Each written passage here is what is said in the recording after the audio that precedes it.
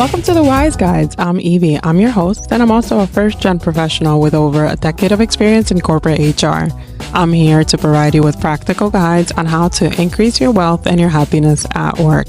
Whether you're feeling like an imposter in that new job, juggling a million responsibilities, or just trying to get your foot in the door, this is your space to find real, no BS advice, hear from people who have already been there, and maybe even laugh a little along the way.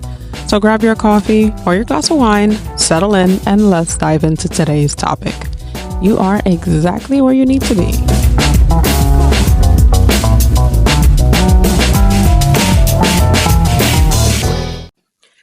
Today we're tackling a topic that often brings a mix of anxiety and avoidance. It's asking for a raise. If just hearing that phrase makes your stomach do backflips, you are not alone. But the thing is, avoiding the conversation doesn't change the facts. So whether you're currently commuting, or if you're folding laundry, or even if you're trying to doom scroll while listening to this episode, let's talk about this together so that you can actually take action when it comes to how much your organization is paying you for the work that you are doing. Let's start by acknowledging why this is really, really hard. First is the fear of rejection. According to a survey, 28% of people fear being turned down when asking for a raise. Next is uncertainty about how do you ask. 32% of respondents to the survey don't know how to actually approach the conversation. Next is a really real one, concern over job security. 22% worry that bringing up a raise might jeopardize their position or their stability with the company. And last but not least, damaging relationships with management. 20% of people fear that the request could strain their relationship with their boss. And these fears are absolutely valid, especially for first-gen professionals who feel immense gratitude for their positions and hesitate to quote-unquote rock the boat. So how do we navigate this? I'm going to give you practical strategies because I want you to feel like you have a toolkit so that you can actually take actions forward.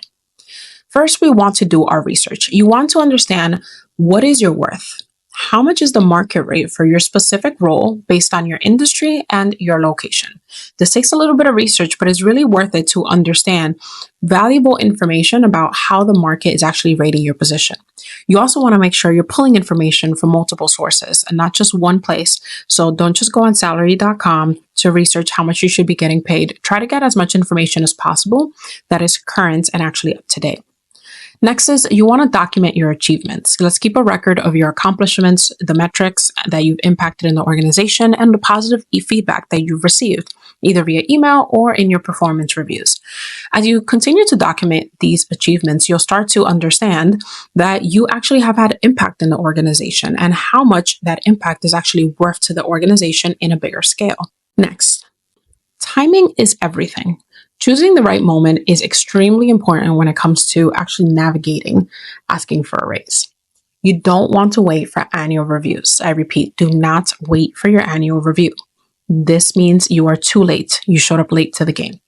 If you've taken on more responsibilities or achieved significant milestones, that's the appropriate time to initiate the conversation. You need to understand that by the time annual reviews comes around, decisions already have been made about the budget for that year. So you actually want to have conversations like 6 months before your annual review is due, so that if they will plan for a raise for you, they will fit it into the budget for the next year. Number 3, let's prepare your pitch.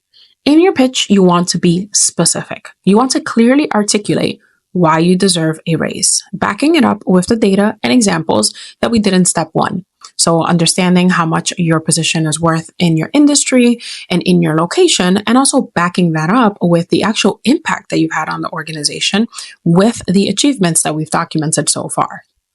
You want to practice this pitch. You want to rehearse your talking points so that you can build the confidence that you need to have that conversation with your boss. Try to engage with a friend or somebody that you know, that you trust, to trial this conversation with so that you can see how it goes. Number 4 is you want to anticipate objections. You want to have responses ready. So if your manager brings up budget constraints or other concerns, be prepared to discuss alternative forms of compensation or set a future date to revisit the conversation. And I'll give you some talking points here. If your manager said, We don't have the budget right now. It's something that we can't do. We can't fit it into the schedule for this year. Ask for creative ways where you can still get some value from the organization so that you feel like you're fairly compensated. For example, maybe ask to attend a summit that year or get a certification that the company can pay for. This is then helping to expand your knowledge, helping you to expand your network, not coming out of your own pocket, but your company actually investing in you, not just through base salary, but through other different avenues. You can always get creative if you get that kind of resistance. Or you can ask, okay, understood, when should we revisit this conversation? That gives you some tools so that you can put that onto the calendar and ensure that during that time, you can bring it up to your manager again. And last but not least, you want to follow up. So document the conversation, send a follow-up email summarizing the discussion and any agreed upon next steps. Even if that is that you will revisit the conversation in the future. You want to ensure that there is a clear roadmap to when you're going to get this raise.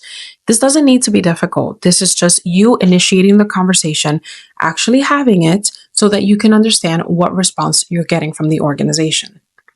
Let's look at some data. 82% of workers who asked for a raise actually received one. So that should make you feel very confident.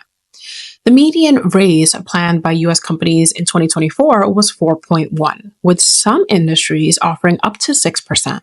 So if your raise is only a 1 to 2%, you should think about how to ensure that you are pitching for more than that. And last but not least, employees believe that an annual 8.2% pay raise is actually reasonable and fair. So that 3% raise that people have been used to getting year over year might actually not be what's keeping up with inflation. So you should be prepared to ask for more than that standard that people have been receiving year after year. These statistics highlight that not only is it common for you to ask for a raise, but many who actually do are successful. So you should feel confident that you should walk into this conversation and have it, putting away your fears that you have for having the conversation. So let's reframe the way that we talk about this. First is I want you to understand that you are not being greedy. Advocating for fair compensation is not selfish. It's necessary. Especially if you've done the research and you understand your impact with the organization and how it ties into bigger company goals, you need to understand that you are just asking for the value that you are giving to the organization. It's a fair exchange of value. You are providing a service, they are providing compensation for that service. And with that, it's a business conversation. So in your mind, you need to approach it professionally, focusing on your contributions and value. You want to try to remove as much emotion as possible from these conversations. The company doesn't owe you anything just because you exist. They owe you some kind of salary and paying you what you're worth because of the value that you're providing the organization. And last but not least is this is a difficult conversation, so you need to practice. The more that you engage in these conversations, the more comfortable you'll get with actually having these conversations and leading them when you are further along in your career. So practice, practice, practice. But if you keep avoiding the conversation, you're going to get further along in your career and still feel that anxiety about having it. So here are a final few takeaways that I want you to ensure you have. First is preparation is key. You need to do your homework and come to the conversation ready with all of the tools that you need to have the conversation, the research, the achievements, the impact. Next is confidence matters. Believe in your value and communicate it effectively. If you don't believe in the value that you have been giving the organization, then maybe you need to take a step back and reevaluate. Do you actually add value to the organization? If not, then we need to be having a different conversation about how you start adding some value to the organization so that then you can ask for the raise that you desire. And last but not least is follow through. You want to keep the dialogue open and don't be discouraged by initial setbacks.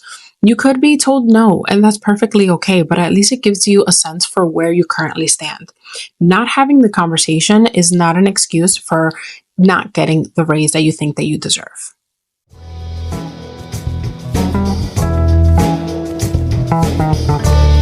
And just like that, you've received your dose of work wisdom. I hope you're walking away with something that makes you feel a little bit more confident, a little bit more seen, and a whole lot more capable.